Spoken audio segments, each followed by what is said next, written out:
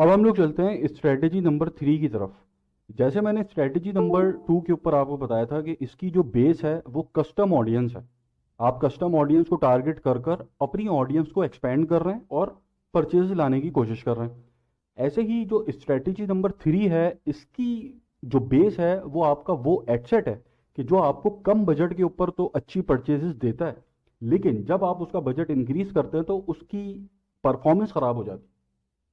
तो यहाँ जो हम स्केलिंग कर रहे हैं उसका असल मकसद ही यही है कि हमें कम बजट के ऊपर, जब हम कम बजट इस्तेमाल कर रहे हैं तो हमें प्रॉफिट में परचेज आ रही है, तो अब हम ये चाह रहे हैं कि हम रोज़ के 1500 रुपये खर्च करने के बजाय रोज़ के 50,000 खर्च करें। क्योंकि 1500 रोज़ के खर्च कर रहे हैं तो यहाँ पर हमें 2 ऑर्डर आ रहे हैं, 50,000 खर्च करेंगे तो हमें यहाँ पर ज़्यादा ऑर्डर आएंगे। लेकिन क्या होता है, ऐसा हो नहीं पाता। जब आप बजट इंक्रीज करते हैं तो आपको एक ऑर्डर जो पहले 700 रुपये का पड़ रहा है वो अब ऑर्डर आपको 3,000 रुपये का पड़ना शुरू हो गया, 2,000 रुपये का, 2,500 रुपये का पड़ना शुरू हो गया। तो जो पर्पस था आपका कि प्रॉफिट के साथ जितना प्रॉफिट आपको अभी मिल रहा है उस प्रॉफिट को मेंटेन करते हुए ज़्यादा ऑर्डर्स लेने का जो पर्पस था वो किल हो गया।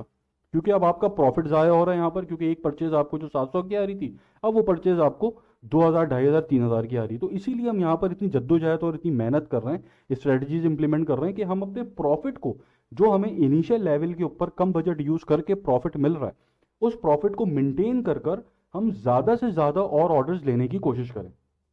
तो ये स्ट्रेटजी नंबर 3 की जो बेसिस है वो यही है कि आपका एक एडसेट अगर कम प्रॉफिट के ऊपर अच्छे रिजल्ट्स आपको दे रहा है तो अब आप उसको, उसके ऊपर अब आप ये स्ट्रेटजी नंबर 3 इंप्लीमेंट करेंगे कि अब वो आपको ज़्यादा स्पेंडिंग के ऊपर और अच्छे रिजल्ट्स दे।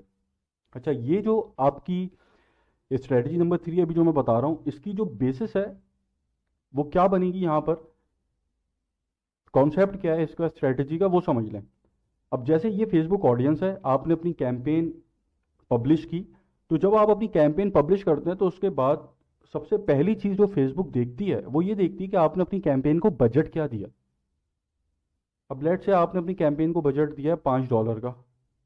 अब फेसबुक ने देखा कि ये $5 का बजट आपने इस कैंपेन को दिया है। अब ये बजट देखकर फेसबुक ऑडियंस का, जो फेसबुक ऑडियंस है उसके अंदर से एक ग्रुप ऑफ पीपल बना देगी। तो ये जो सर्कल मैंने यहाँ पर बनाया है, ये फेसबुक इस तरीके से एक ग्रुप को अलग करती है आपके बजट के हिसाब से, ताकि उस ग्रुप के ऊपर लर्निंग के जरिए आपको सस्ती से सस्ती परचेजेस लाने की कोशिश करे फिर आपके लिए। तो ये जो बजट आपने इसको दिया है, ये बजट उस सर्कल का साइज डिफाइन कर रहा है कि जो सर्कल फेसबुक बना रही है अपनी ऑडियंस के ऊपर।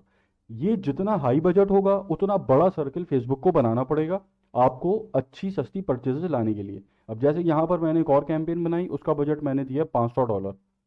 अब जब मैंने $500 देने के बाद इस कैंपेन को पब्लिश किया तो अब जो फेसबुक सर्कल बनाएगी अपनी ऑडियंस के अंदर वो सर्कल बड़ा होगा। तो अब यहाँ पर दो सर्किल हैं, एक $5 वाला, एक $500 वाला।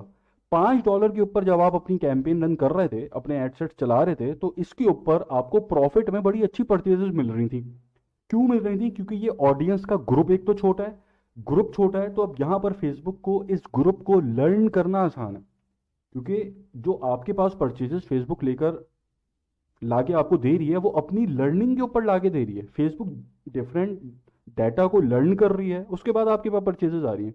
तो ये ग्रुप जितना छोटा है उतनी आसानी से फेसबुक लर्न कर पा रही है, ये ग्रुप जितना बड़ा है उतनी मुश्किल फेसबुक को होगी इतने बड़े ग्रुप को लर्न करने के लिए। क्योंकि यहाँ पर आप इस चीज़ से कंफ्यूज मत होइएगा, ऑडियंस साइज नहीं है ये जो आप फेसबुक के ऊपर ऑडियंस साइज बना रहे हो तो ये वो नहीं है।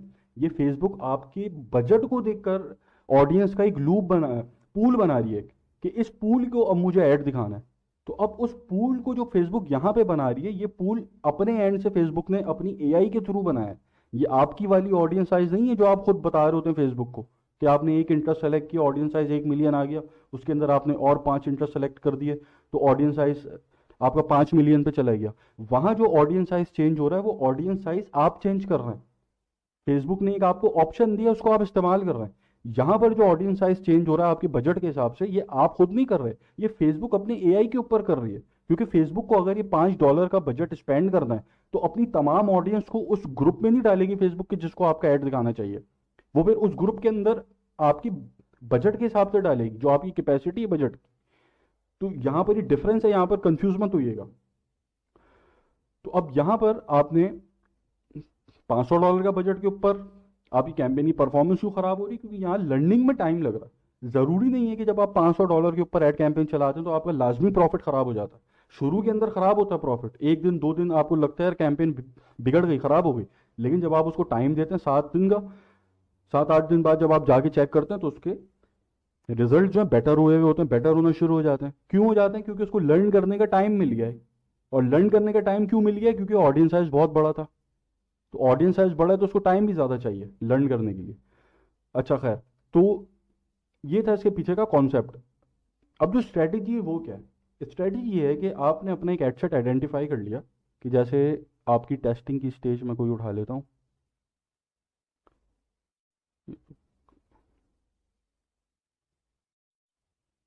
स्केलिंग का टाइम 1 देख लेते हैं, चलें। अच्छा चलें, अब यहाँ पर यह आपका फेज 3 था जहाँ आप स्केल करने की कोशिश कर रहे थे, बजट को इंक्रीज कर रहे थे 25% के हिसाब से। अब यहाँ पर आपने देखा कि जो एडवांटेज ऑडियंस है वो बहुत अच्छा परफॉर्म कर रहा है। अब आप क्या करेंगे? अगर अब आपको इस एड सेट को स्केल करना है तो अब आप क्या करेंगे? आप जाएंगे न्यू कैंपेन में, इसको मैं अभी नाम दे देता हूँ स्ट्रेटजी नंबर 3, मैं अभी इसको नाम बाद में दूंगा। और इस एड सेट की अब आप बनाएंगे उतनी कॉपीज कि जितनी कॉपीज के ऊपर आपको बजट बढ़ाना है। जैसे फॉर एग्जांपल अभी ये एक एड सेट चल रहा है $5 पे, अब मुझे स्केल करना है 5 से $50 पे, 10x करना है मुझे इसका बजट। तो अब मैं यहाँ पे नंबर ऑफ कॉपीज जो बनाऊंगा वो बनाऊंगा 10। अभी मैं बताता हूँ इसको कंप्लीट होने दें स्ट्रेटजी को। अच्छा, ये जो स्ट्रेटजी इंप्लीमेंट आपकी, अगर आप इसको एडवांटेज ऑडियंस के ऊपर इंप्लीमेंट करते हैं तो ये आपको बहुत अच्छे रिजल्ट्स देगी। अगर आप किसी इंटरेस्ट के ऊपर इसको इंप्लीमेंट करते हैं तो उस इंटरेस्ट का साइज बहुत बड़ा होना चाहिए। छोटे साइज के ऊपर ये आपको सही रिजल्ट नहीं देगी अगर इंटरेस्ट का साइज छोटा है। ऑडियंस साइज की बात कर रहा हूँ मैं। अच्छा खैर, तो अभी आपने ये यहाँ पर आपकी स्ट्रेटजी नंबर 3 वाली कैंपेन हमारी बन गई। अब यहाँ पर ये 10 एडसेट है, ये 10 एडसेट आपने चलाने ब्रॉड ऑडियंस के ऊपर। ठीक है, ब्रॉड ऑडियंस इस एग्जाम्पल में इसलिए मैं लेके चल रहा हूँ क्योंकि हमें बड़ा ऑडियंस साइज चाहिए यहाँ पे, जिसको फिर हम बड़े ऑडियंस साइज को हम करेंगे छोटा, जो हमने यहाँ पे बनाया था। जैसे ये एक बड़ा ऑडियंस साइज है, इसको हम छोटे छोटे साइजेस के अंदर कन्वर्ट करके फेसबुक को बजट देंगे ताकि फेसबुक अफेक्टिवली हमारे लिए काम करे। अच्छा खैर, यहाँ पर अब ये आपका एडवांटेज ऑडियंस, इसको मैं दे देता हूँ 1, या इसको मैं डायरेक्ट दे देता हूँ 1 2 3 4 5।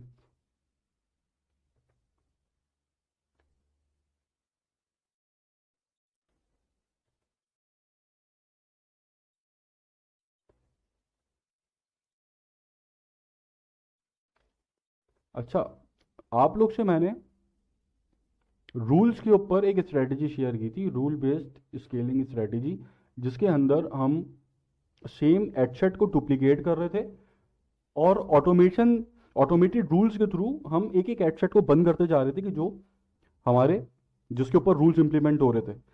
ये स्ट्रेटजी उसका उलट है। यहां पर हम क्या कर रहे हैं कि मैंने 10 एडसेट बना लिए। अब इस 10 एडसेट बिल्कुल एग्जैक्टली सेम टू सेम है, नो चेंज, किसी भी चीज में नो चेंज। ये 10 एडसेट मैंने बनाए $5 के, क्योंकि मेरा टारगेट था कि मुझे $5 से $50 पे स्केल करनी है अपनी कैंपेन। लेकिन डर ये था कि अगर मैं $5 से $50 के ऊपर अपनी कैंपेन को स्केल करूंगा तो अभी जिस सीपीआर के ऊपर मुझे ऑर्डर आ रहा है वो सीपीआर मेरा बिगड़ जाएगा, क्योंकि मैंने 10 गुना बजट बढ़ाया, 10 गुना स्केल किया। इसलिए मैं यहां पर इस स्ट्रेटेजी को इंप्लीमेंट कर रहा हूं। अब ये आपके सेम आ गए सारे एडसेट। अब ये सारे एडसेट आप सिंपली करेंगे पब्लिश। पब्लिश करने के बाद आप बनाएंगे इनका ए बी टेस्ट। जब आप इनका ए बी टेस्ट बनाएंगे, अब जैसे ए बी टेस्ट आप बना लें 5-5 के, 1 2 3 4 5, 5-5 के आप बनाएंगे A B test. A B test कैसे बनता है हम सीख चुके हैं पहले, सिंपल ए बी टेस्ट आप बना लेंगे। ए बी टेस्ट बनाने के बाद क्या होगा? ए बी टेस्ट बनाने के बाद ये होगा कि अब ये 10 के 10 एडसेट, अगर आप ए बी टेस्ट नहीं बनाते इसके ऊपर तो ये 10 के 10 एडसेट जो हैं आपस में ओवरलैप होते, ठीक है, एक ऑडियंस आपके एड्स बार बार देख रही होती कि आपका जो एड नंबर 2 है वो भी जा रहा है सेम ऑडियंस के पास, एड नंबर 8 भी जा रहा है, ऑडियंस की ओवरलैपिंग चल रही होती, ऑक्शंस की ओवरलैपिंग चल रही होती। तो यहाँ पर हम ऑडियंस ओवरलैप, ऑक्शन ओवरलैप खत्म करेंगे और ये सारे एडसेट साथ चलते भी रहेंगे। क्यों? क्योंकि हमने ए बी टेस्ट ऑन किया हुआ है। ए बी टेस्ट के ऊपर जो 1 वाली ऑडियंस है वो 1 वाली ही है, जो 10 वाली ऑडियंस है वो 10 वाली ही है। ये आपस में एक दूसरे का ऐड नहीं देखेंगे। अब यहाँ पे क्या हुआ, इसके ऊपर क्या हुआ कि ये एक ग्रुप था पूरा आपका, हाई बजट के ऊपर आप चला रहे थे ऐड। अब यहाँ पर आपने इस ग्रुप के अंदर भी छोटे छोटे 10 ग्रुप्स बना लिए। ये छोटे छोटे 10 ग्रुप आपने बना लिए एक ही ग्रुप के अंदर। कैसे बना ली? ए बी टेस्ट की वजह से। अगर ए बी टेस्ट आपने यहाँ ऑन नहीं करेंगे तो ए बी टेस्ट ऑन नहीं होगा, तो ये एक ही ग्रुप है पूरा, क्योंकि आप ब्रॉड ऑडियंस को टारगेट कर रहे हैं। यहाँ पे जो बजट आपने दिया है वो एक ही ग्रुप के ऊपर है। लेकिन यहाँ पर जब ए बी टेस्ट ऑन हो गया तो ए बी टेस्ट ऑन के बाद अब ये आपने 10 छोटे ग्रुप्स बना लिए और हर ग्रुप के ऊपर अब बजट आपका $5 है। इसका भी $5, इसका भी $5, इसका भी $5। तो अब जब ए बी टेस्ट के बाद इस कैंपेन को आप पब्लिश करेंगे तो अब फेसबुक की एआई को ये पता है कि जो एडसेट नंबर 1 है उसका सर्किल अलग है और सर्किल स्मॉल है, एडसेट नंबर 2 का सर्किल अलग है और स्मॉल है, एडसेट 3 का सर्किल अलग है और स्मॉल है। तो अब हर सर्किल के ऊपर फेसबुक के पास वर्किंग करने का जो उसकी कैपेसिटी, लर्निंग आसान हो जाएगी। क्यों? क्योंकि इंडिविजुअल लेवल के ऊपर छोटे छोटे ऑडियंस के पूल को उस फेसबुक ने अब टारगेट करना है। ये स्ट्रेटेजी भी बहुत इफेक्टिव है, मैं भी आपको अपने रिजल्ट भी दिखाता हूं इसके ऊपर। तो आप इसको भी फॉलो कर कर $50 से 10 गुना बजट के ऊपर स्केल कर सकते हैं अपनी कैंपेन को। तो ये थी हमारी स्ट्रेटेजी नंबर 3, जिसके रिजल्ट मैं अभी आपसे शेयर भी कर देता हूं।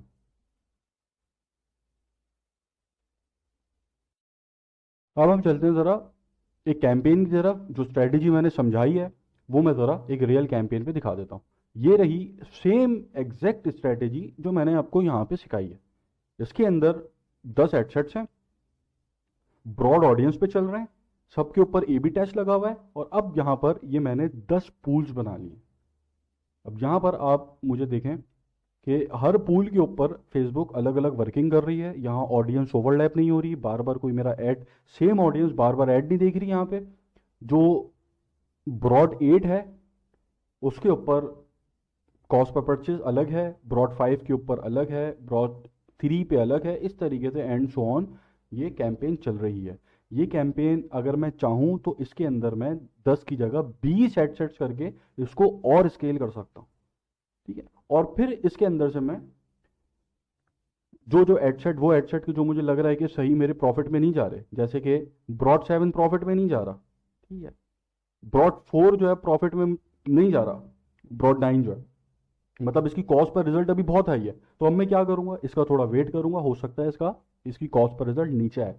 तो इस तरीके से जब इस स्ट्रक्चर के ऊपर आप अपनी कैंपेन बनाएंगे, जो स्ट्रेटजी मैंने बताई है, इसके ऊपर आप अपनी कैंपेन को एटलीस्ट 7 दिन देंगे और 7 दिन बाद जो एडसेट्स आपके खराब परफॉर्म कर रहे हैं या जो ब्रेक इवन पॉइंट आपने कैलकुलेट किया हुआ था उसके ऊपर जा रहे हैं, उसको आप सिंपली आकर बंद कर देंगे और बाकी के एडसेट्स को आप चलने देंगे।